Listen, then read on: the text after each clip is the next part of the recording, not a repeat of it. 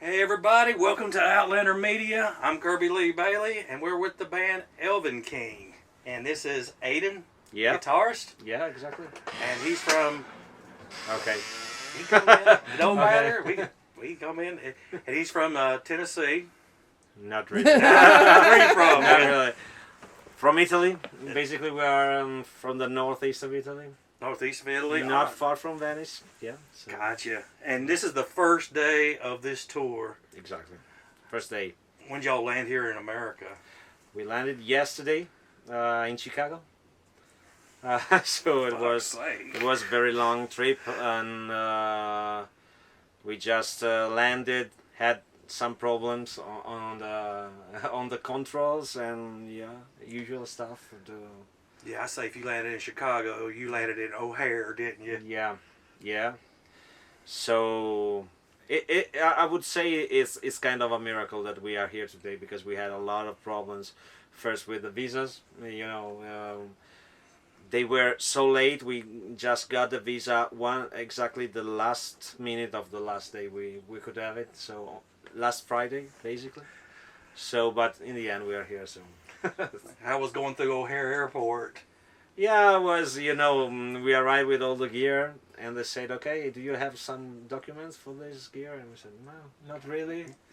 Oh no, you have to have documents for everything, and we were okay. And in the end, they said, okay, it's your first tour here, you can go, but next time, you have to do some documents and stuff. So, okay. Oh, believe me, when I was working out of country, for the first 4 years I worked out of country, Oh yeah. I came through O'Hare every time. Yeah. So I could probably give you a grand tour of O'Hare because whenever I was flying Royal Jordanian into O'Hare, I always flew into there. If Jordan, then here comes O'Hare. Mm-hmm. And I got kind of used to it after a while, but it could be a nightmare at O'Hare. One time I came through there, and the tram was broke down when I came through one time. Yeah, that was trying to get from the international side to the other side was a beast. And God forbid if you ever make the man. Yeah. I made the man. I didn't make it in O'Hare. I made it in D.C. when I was working out of that other country. I did that for 3 years. I made the man coming in D.C., which is. You don't want to make the man coming into. You're sitting there with usually 9 or 10 very colorful looking characters, and you're sitting there going, "What am I doing here? What did I do to get this deserved?" I know. So y'all have had 11 studio albums or 10? I don't remember the business here, but one of the albums we got is not, we don't consider as a part of our full length discography, because it's kind of an acoustic album. But I think that they are 10 or 11. I don't know. I need to recount them. Well, I'm trying to keep up with you. You know better than me. I mean, I thought it was pretty awesome when I was listening to some of your music, and then one came up and it was like they did a cover of Belinda Carlisle over here at one point. Yeah, you did "Heaven Is a Place on Earth." Yeah, exactly. In the album that I was saying that is not a real full length album, but obviously we are pretty old, so we were raised up in the 80s, and end of the 80s, and then we form our metal. Let's say metal, how can you say, school in the 90s, but we are still coming from the 80s, so all the good music from the 80s is still part of our childhood. So Heaven Is a Place on Earth. So like I said, which band did influence you a lot from the 80s, if you had to pick one? Obviously we all started with a lot of 80s stuff. Maybe first thing is from pop music, probably from Madonna to Michael Jackson. But then when we started listening to metal music, we started from the 80s. I started basically listening to metal in '89, so it was a little bit late 80s, but all the great stuff from Iron Maiden to Dio to Black Sabbath, and all the hard rock side, I would say, it's still part of our great influences from the. Well, like one thing I'm getting really hooked on with a lot of the overseas bands, it seems like whenever these bands, you guys, everybody included, they come over here. It's like a stepped up notch. Like a lot of these bands I've seen perform are just so amazing live. Yeah, yeah, that is true. I mean, we were out there about a week ago with Jeff Tate's band. Oh, great! And his band is all foreign musicians, and I tell you, awesome show. And you can see that overseas influence on his show, and that's why I always look forward to going to an overseas show. I mean, my favorite show last year of all the bands that we saw, and we saw I don't know how many bands we saw last year. My favorite show was actually Electric Callboy. Oh, yeah, really? Yeah, that was. Did you like it then? That was pretty freaking awesome live. Yeah, they're a great band. You know, they are mixing a lot of stuff, and they are going super strong in Europe. You know, they're really big. They're amazing live. You know, and I've noticed that with lots of bands that I've seen. I can't wait to see your guys' band because I know y'all gonna bring it tonight because you got the mighty L-Storm. Yeah. And I don't know much about Glyph. No, they are a new upcoming band. So we do not know either, but we will check it out. But Electric Cowboy, you know, they have really big production, big shows, big sounds. And they are really huge in this, so obviously the level of the show, it's really one step. Well, I mean, I've seen bands that have performed in this venue. Yeah. Like, I tell you one that brings a big show every time, and it's an overseas band again, Avatar. Ah, yeah, And cool. they always put on great show. a show. Great show, yeah. Great band, great performer. And we were talking about bucket list bands before I got up here, and L-Storm is a bucket list band. I was looking forward to see them in Nashville with you guys, but unfortunately, I'll be in Las Vegas. I'll be in Las Vegas with the Scorpions. Unfortunately, yeah. It's bad luck. You know? you don't switch your tours around, but I'll drive to Cincinnati because that was the closest one I could find. If you want, I come with you to see the Scorpions instead of being on tour. Yeah, you love to come to Vegas. You ever been to Vegas? I would love to. You need to go to Vegas. No, never go. You need to go to Vegas. Okay. It is one of the most fun cities to go to. You'll sit there and have a... Matter of fact, we will be doing another concert out there in Vegas, and it's going to be the Sugar Hill Gang. I don't know if you remember them. They were a rap band back in the 80s. Band. Yeah, they sang Rapper's Delight was that song. It was one of the first big rap hits years ago. Years ago, yes. What was it? Like, I want to say, like 81 or 82. Maybe. Yeah. It was a long time ago. Like, real long. Like, more her age group than my age group. She's a lady. Yeah, she's beautiful. I love her to death. I wouldn't know what to do without her. So, what kind of music are y'all kind of considered? Y'all like progressive metal, power Ourselves, metal? You mean? Folk metal, yeah.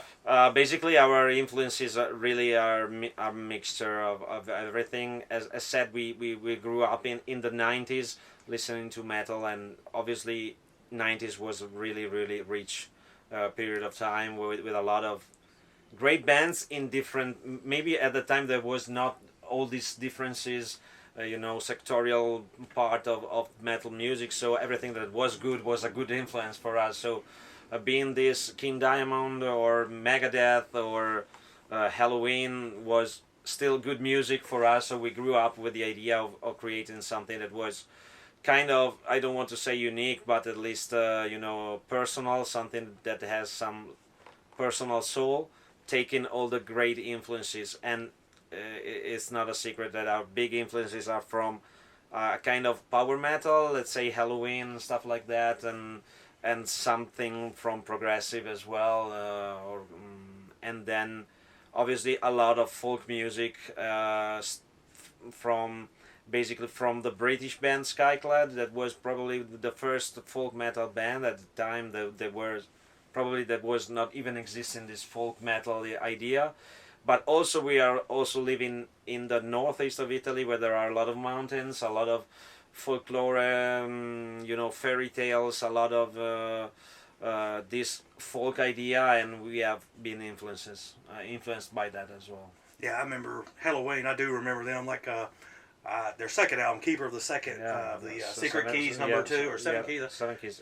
Yeah. And that was better than the first album. Yeah, I mean that was the album that basically introduced me to metal back in 1989. It was released in 1988, but I kind of discovered 1 year later into my school friend's brother had these big vinyls when I was first the cover artwork was maybe I can like something like that, about all this fantasy idea, and then I heard the music and I said, okay, I want to do this in my life. So well, you say you had vinyl, but I had that album, it was cassette. Ah, yeah.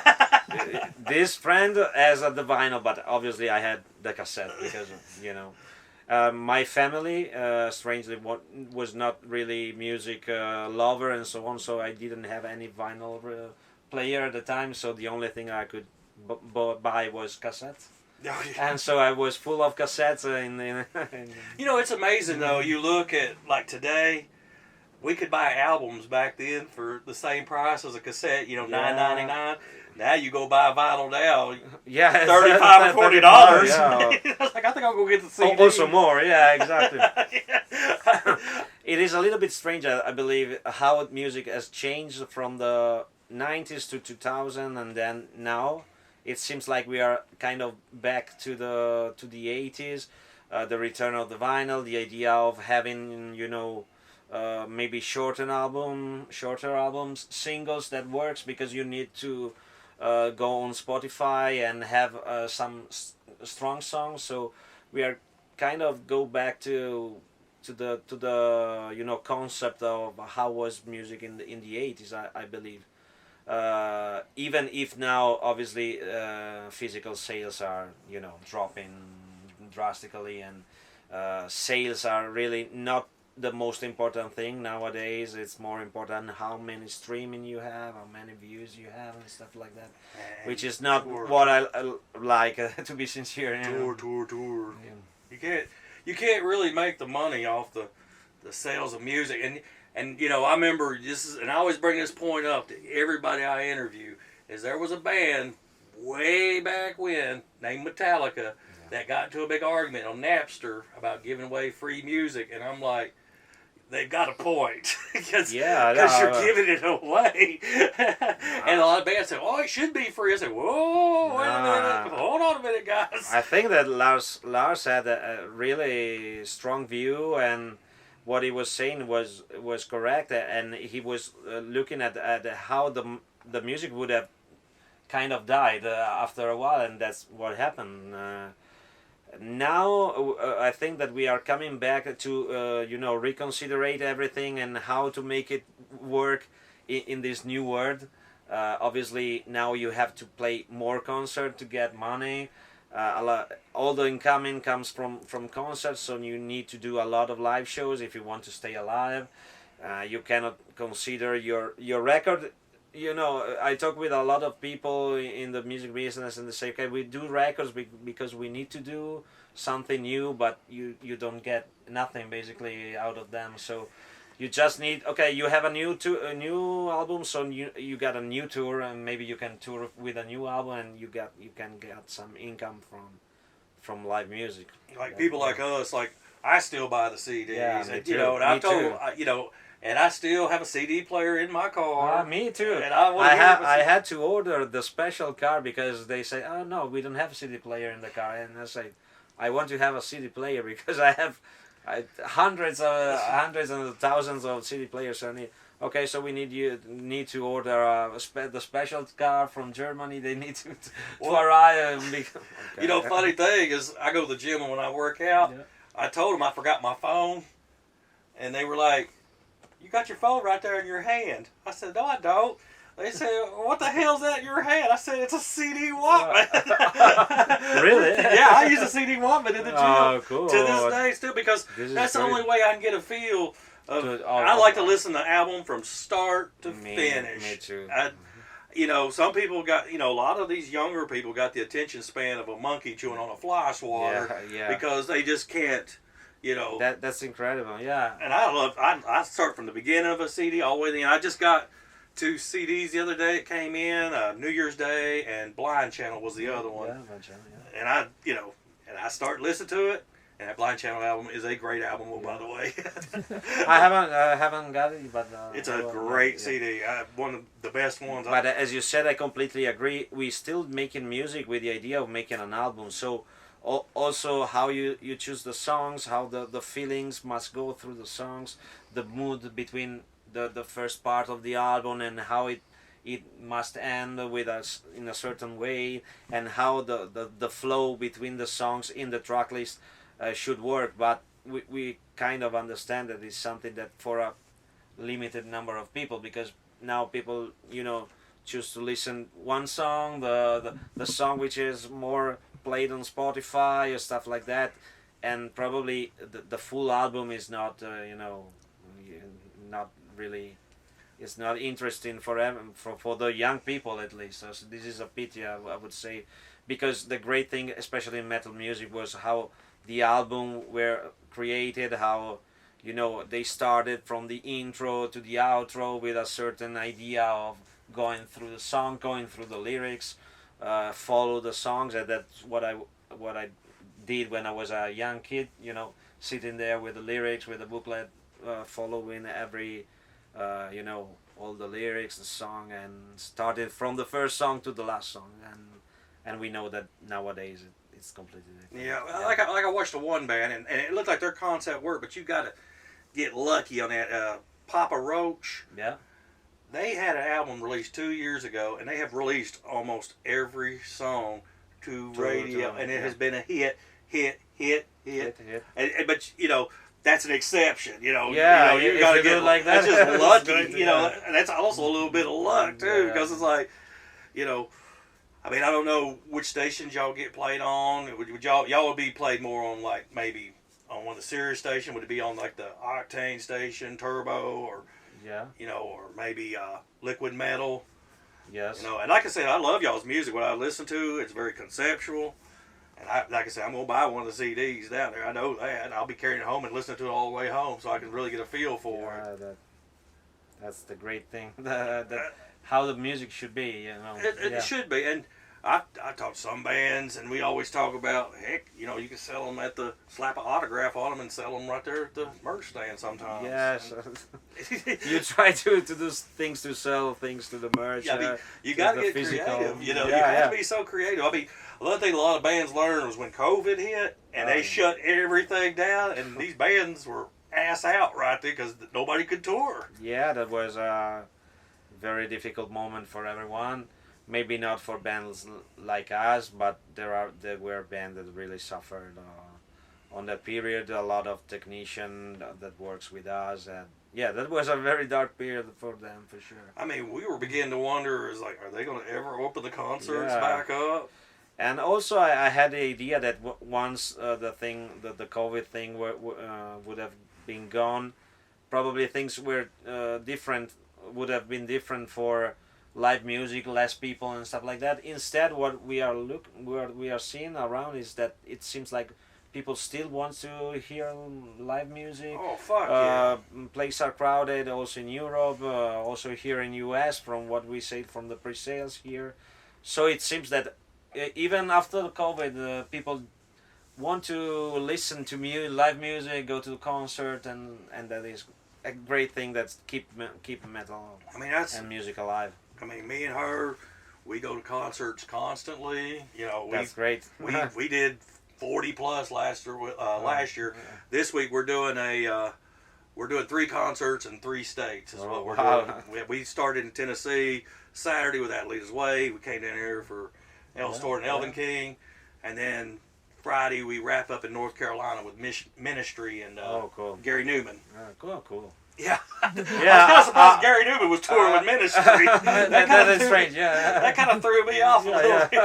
I was like, you're touring with who? Yeah. It just kind of sounded like an odd con, I was like, what? But doing, 3 concerts a week would be, great if everyone can do 1 concert per week. Music would be, will stay alive. But I still have the feeling that after the COVID, live music is still strong. So Oh, you can tell by inside that venue right Yeah, now. exactly. It's packed Yeah, in there. packed, I yeah. can tell by looking at it. Yeah, we are doing this tour. There are already 6 or 7 sold out shows. The other are close to be sold out. So This one's real close to sold out. Yeah, I can tell yeah. by looking at it. yeah. So And it's great. It's great. One thing good about Bogarts in this venue, we've been here, this is my second time to this venue, is that the way it's set, the way it sits on the stand, there's not a bad view in that building. The way it's sloped down to the crowd. That's the best thing to have a venue. Yeah, you don't So have everyone, even if you're not tall like me, you can see everything from. I mean, she'll get mad at me because she's like, I can't see nothing. I said, you better adjust, baby, or we might have to go our separate ways in here trying to figure out how you're going to do this. Because sometimes we can't see nothing in some of these spots. Yeah, exactly. Well, we appreciate you taking time Thank out you to very spend much. with us, and we cannot wait to see you guys perform tonight. Yeah, we're excited. in a few minutes. No, a few minutes, but I don't know what time is it. You gotta let us back I in. think I need to, dress up for the person. I said, you got to let us back in the front door, man, or we're going to be sitting there going, man, I love to interview that guy, but I'd love to see that concert. Yeah. All right, we're going to be out here. Follow Elvenking on Spotify, Facebook, Twitter, all social media platforms. And follow us on Outlander Media Network, because next week we'll be at the Tattoo Full Moon and Horror Festival. And we'll be at this show tonight. If you got nothing going on, come check this show out with us. Peace out. Thanks for being on the show, Aydan. Thank you very much. Thank you.